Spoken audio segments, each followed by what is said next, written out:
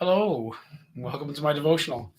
It is later in the week. If you haven't been following, or I should say, if you have been following these devotions, I mentioned last week that over the next few weeks I'm going to be a little more hit and miss than usual, just because I'm less frequent in my devotionals over the rest of the year until the new year, and then I'll go back to my normal schedule.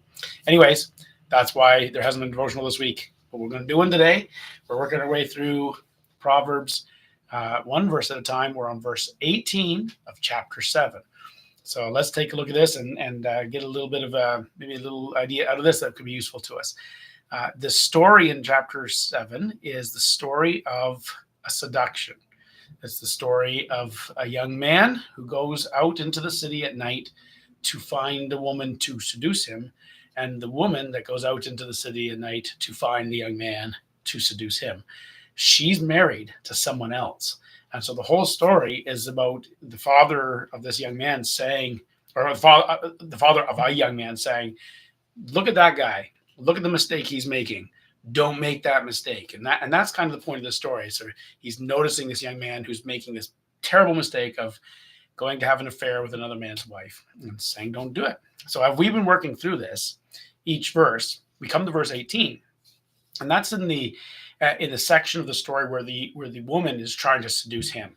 So she's saying a whole bunch of different things, and as she's saying all these things to him, in order to entice him, she gets to verse 18. She says, "Come, let us drink our fill of love until morning. Let us delight ourselves with caresses."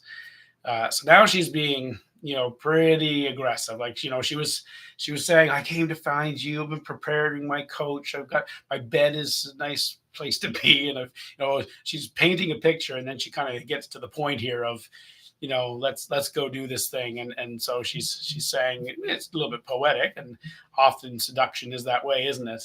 Come, let us drink our fill of love until morning. Well, that's what you might think it means. Let us delight ourselves in caresses. Yeah, she's seducing him.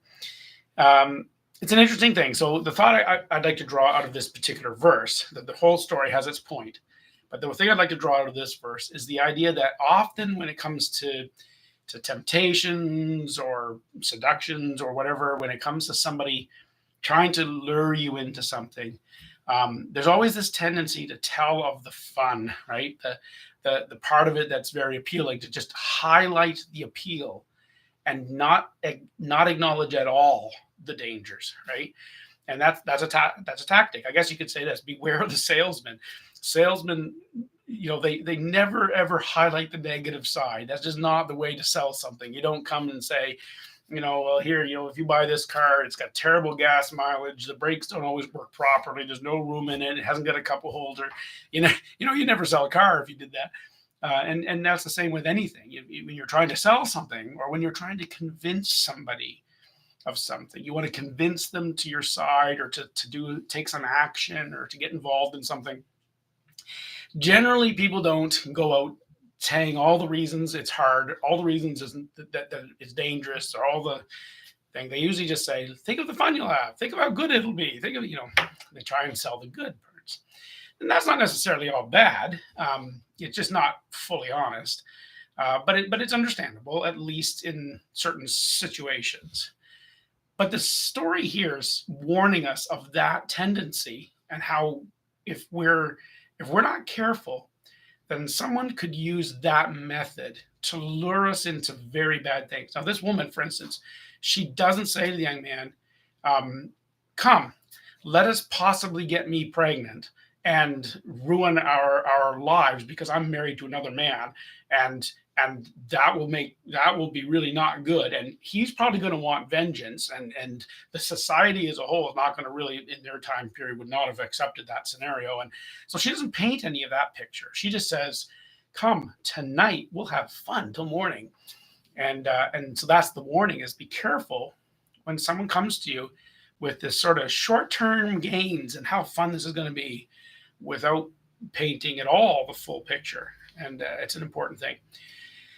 Uh, so I would say wisdom that this is teaching us somewhat is to be suspicious. Now that may sound funny, like, there's sort of this idea that we shouldn't live our lives as suspicious people, always thinking that people are out to get us or something. And I'm not talking about that. I'm not talking about paranoia. That's a different thing altogether. I'm talking about having a healthy suspicion. And with that, what that is it's understanding and accepting a couple of important truths. And here they are, right? We should have the kind of suspicion that says this: I am aware that human beings always have their own agenda. That when a person comes into my life, they bring with them an agenda of their own. Their agenda is not my agenda. And just recognizing that is what you might call suspicion. It's like they have an agenda of their own. And there's nothing wrong with that. There's nothing dystopic about that. There's actually something very wise about that, realizing that just because this person is telling me something doesn't mean they're telling me for my good. They're telling me for their good. So the second truth is they have, not only do they have an agenda, but they generally in life, most humans, including you and me, generally tend to try and achieve our own agenda in spite of another person's agenda. It's very rare that a person is willing to set aside their own agenda for your good. Now, that's a nice thing when they do that, but it's not the natural thing. We tend to push our own agenda.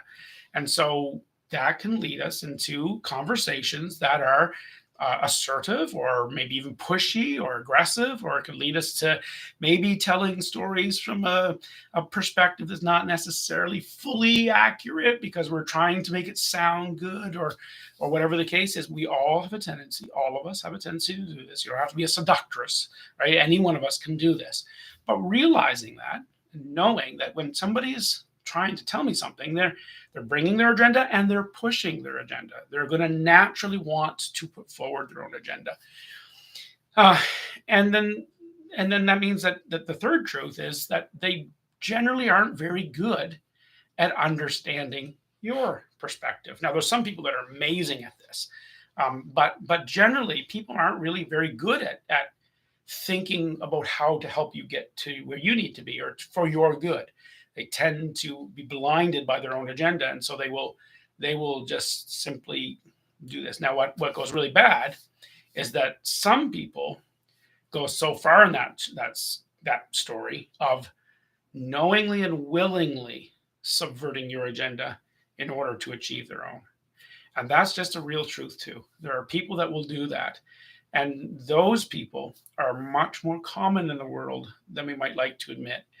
In fact, I'll suggest to you today that all of us are like that sometimes. That sometimes we're willing to throw somebody else's agenda under the bus in order to achieve our own agenda. All humans have a natural instinct to do that sometimes. And that's why we have to live our life with a certain amount of suspicion, not paranoia, but a certain amount of healthy, wise suspicion that goes, are you really telling me the whole story here? Or are you really painting just the good side? And anybody who's been a parent, you've encountered this when you're a child, colorfully tells the story to explain the situation, and it's not quite accurate. That's the young person developing naturally this tendency. And we want to teach that out of our children, and we want to be careful as adults not to do this, but it's a reality.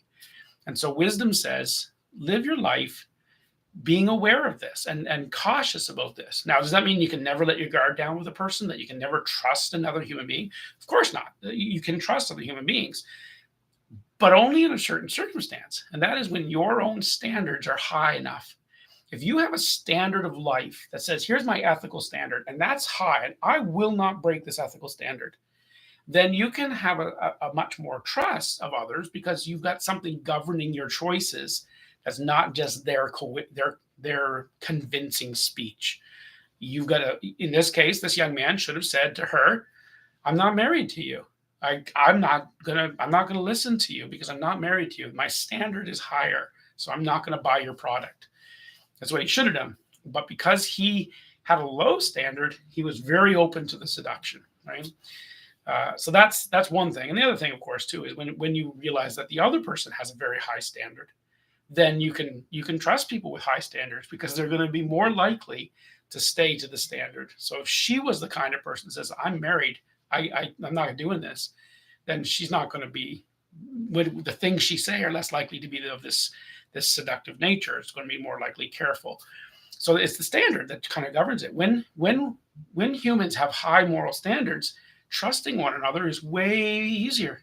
And when humans have low moral standards, trusting each other is really dangerous. And so that's a thing we need to realize, and especially in our day and age, when in this time we live in, moral standards are lowering and lowering constantly. In fact, plummeting.